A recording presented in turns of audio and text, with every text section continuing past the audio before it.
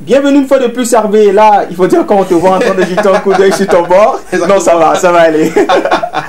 Alors, on ouvre avec le CHAN du côté de Maroc et tu nous parles de la prestation des Lions et des résultats au terme de cette deuxième journée. Tout à fait, les Lions indomptables sont en train de disputer leur deuxième rencontre pour le compte de ce CHAN 2018 et nous sommes dans le groupe D. Actuellement, les Lions sont menés par les Palancas Negras d'Angola, 0 but contre 1. On joue pratiquement le temps additionnel. Nous sommes à la 91e minute et c'est un 6,50 m pour les Angolais parce que les Lions viennent de vendanger une occasion. Donc les Lions sont menés 0 but contre 1 et si le match s'arrêtait là, les Lions seront pratiquement éliminés. Et il faut noter que pour le compte de ce même groupe D, tout à l'heure, la deuxième rencontre va opposer le Congo au Burkina Faso et on va un tout petit peu faire le débrief de cette deuxième journée. Il faut dire que dans la poule A, le Maroc, le pays organisateur, est déjà qualifié grâce à ses 2 victoires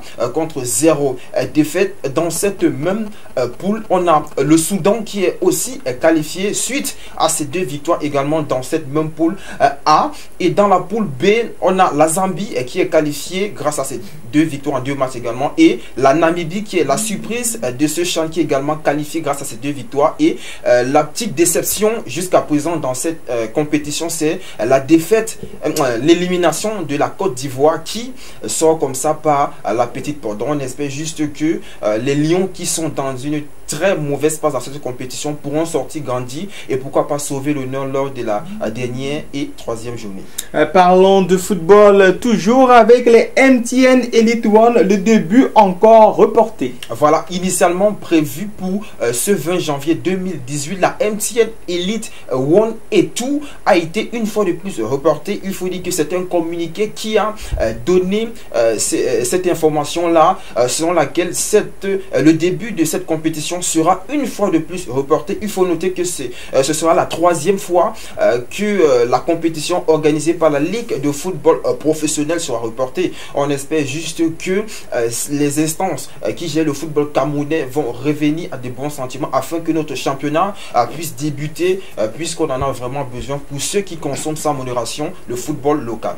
Restons dans le football pour parler du football féminin cette fois-ci et définitivement le football n'arrange ou alors ne réjouit pas beaucoup de personnes parce que les qualifications des U20 féminins, tu nous en parles Hervé, les Lions tenus un échec à Yaoundé. Voilà, le match s'est déroulé dimanche dernier du côté de Yaoundé au stade Amadou Ahidjo plus précisément. Les Lions ont été tenus en échec par les Ghanéennes sur un score de 1 but partout. Les Lions ont ouvert le score et les Ghanéennes sont revenus. Voilà, c'est un tout petit peu très difficile lorsqu'on sait que cette rencontre compte pour l'ultime tour des qualifications pour le mondial France 2018. La rencontre retour va se dérouler le 26 janvier prochain du côté de Accra et nous sommes de tout cœur avec les bébés Lions qui pourront créer l'espoir du côté du Ghana.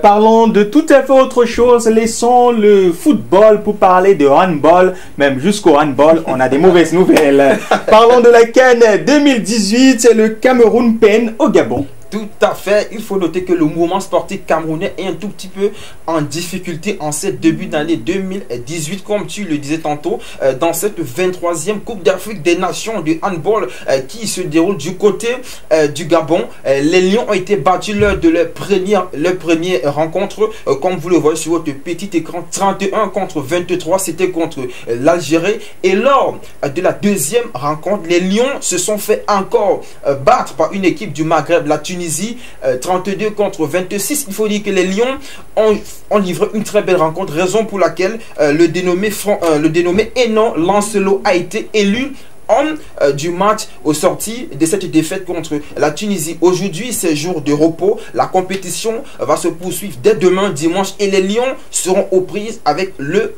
Congo. Parlons de tout à fait autre chose avec les UFC et parlons de Francis Ngannou. Tout à fait, c'est le champion camerounais Francis Ngannou qui va livrer le match de sa vie tout à l'heure du côté de Boston contre le double tenant du titre américain qui se fait appeler Miocic. Cette rencontre compte pour la catégorie des super loups UFC, dont nous serons franchement de tout cœur, nous serons les premiers supporters de notre compatriote Francis Ngannou qui a sur ses épaules non seulement le Cameroun mais également l'Afrique, parce que s'il sort vainqueur de ce combat là, il va être tout simplement le premier africain à remporter l'un des plus prestigieux trophées dans la fédération appelée Ultimate Fighting Championship. En français, ce sont les arts martiaux mixtes dont on peut utiliser toutes les parties de notre corps à partir du moment où elles peuvent, les parties elles peuvent comme ça mettre KO notre adversaire. Donc franchement, on va visionner ce combat-là et on espère pour une fois que le Cameroun va sortir vainqueur. Ce que moi je vais visionner, bien sûr, c'est du basketball avec je vais dire une fierté, hein, parce qu'il faut dire que les Français sont en train de faire des clignotants. Mais pendant que les Français nous font des clignotants du côté de la NBA, non, du côté des All-Star Games, il est titulaire. Il s'agit bien sûr de notre ami MB. Franchement, tu as tout dit. The Process, c'est la fierté du 2-3-7 actuellement du côté des États-Unis. Il faut dire que le pivot camerounais Joel Embiid, qui a seulement 23 ans, a été coopté pour la première fois dans l'équipe titulaire. Ce sera lors des All-Star Games qui vont se dérouler du côté du Staples Center, du côté de Los Angeles et aux États-Unis. Ce dernier va être le premier Camerounais à participer à cette rencontre de gala qui met aux prises les meilleurs joueurs de la NBA du côté des États-Unis. Il y a une petite anecdote au sorti de cette nomination là. Il faut dire que lors de sa mauvaise passe, lorsqu'il venait d'arriver à NBA, Joel Embiid, lorsqu'il était blessé, faisait des approches via Twitter à Rihanna. Ah, c'est pour ça que vous avez mis la photo.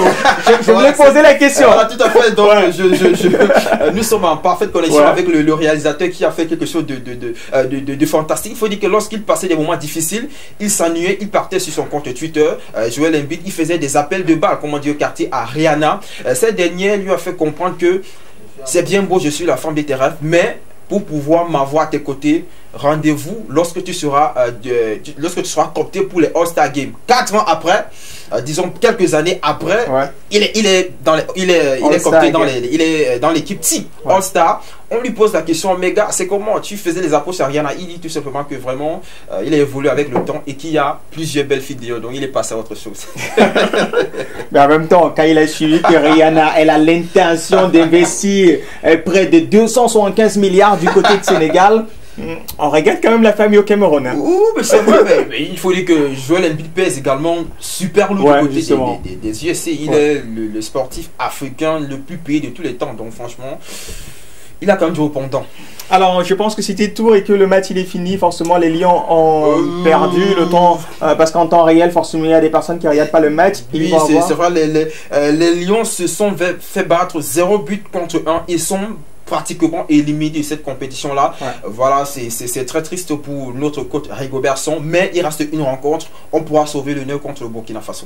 D'accord, c'était Hervé du Sport pour son arrêt l'instant sport. On te raccompagne avec cette vidéo de notre deuxième invité, lui c'est Toto Niamsi, et avec lui ce soir on chante d'abord du Mandela. À tout de suite.